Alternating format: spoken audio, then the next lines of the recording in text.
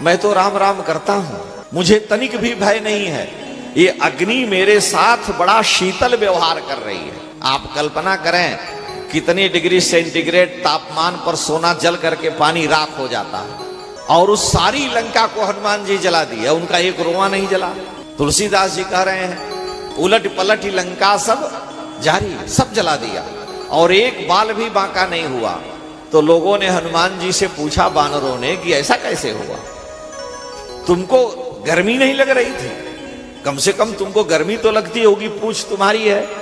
तो वाल्मीकि रामायण में लिखा, हनुमान जी कह रहे हैं कि मुझे तो ऐसा लग रहा था कि मेरी पूंछ में बर्फ का ढेला बंधा हुआ है और मुझे ठंड लग रही है। शिशिरस्यैव संपातो लांगूलाग्रे प्रतिष्ठितः, बर्फ का ढेला मेरी पूंछ में है। ये कैसे हो रहा है? जानकी जी वहां कह रही हैं कि यदि मेरा पतिव्रत धर्म शेष है, यदि मैंने मनसा वाचा कर्मणा, हे प्रभु हे रघुनाथ जी, आपके अलावा किसी पुरुष का स्मरण नहीं किया हो तो शीतो भव हनुमत, हनुमान जी को तनिक भी ताप न लगे, इनकी रक्षा हो। मां प्रतिज्ञा कर रही है कि मेरे आंजनेय हनुमान का एक रोवा न हो।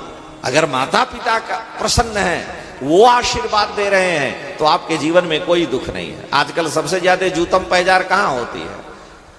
आप अच्छी नौकरी पा गए, अपने मन से विवाह कर लिए, अमन से विवाह कर लिए, श्रीमती जी आई, साल डेढ़ साल तो चला, उसके बाद फिर जूतम पैजार, तू मैं लात घूसा और डाइवर्स की नौबत आने लगी। क्यों?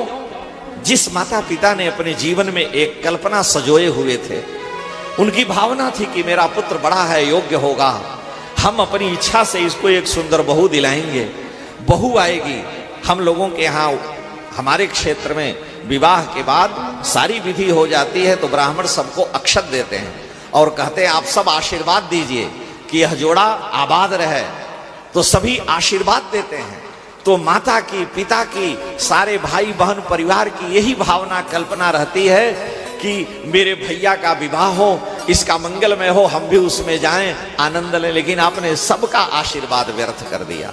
न माँ का आशीर्वाद मिला, न पिता का। वो रोग आकर के स्वीकार कर रहे हैं कि अगर बोल देंगे तो कहीं पंखा पे लटक न जाए, जहर न खा ले, इसलिए अब तुम जो करो।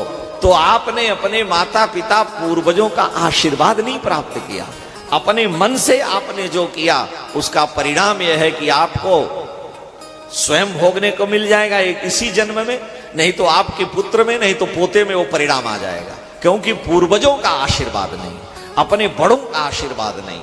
आशीर्वाद में बड़ी शक्ति होती है। इसलिए माता पिता ये चाहते हैं कि मेरे वंश, मेरे पुत्र को आशीर्वाद मिले, वृद्धि करे।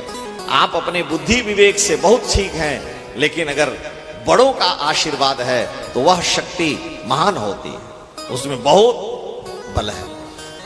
प्रहलाद जी हनुमान जी के पूंछ की रक्षा के लिए जानकी जी आशीर्वाद दे रही हैं कि शीतो भव हनुमता, अगर मेरा सौभाग्य सुरक्षित है, मेरे राम जी ही एकमात्र देवता हैं, तो हनुमान जी शीतल हो जाएं। तो मां का आशीर्वाद लग रहा है तो उनकी रक्षा कैसे नहीं होगी?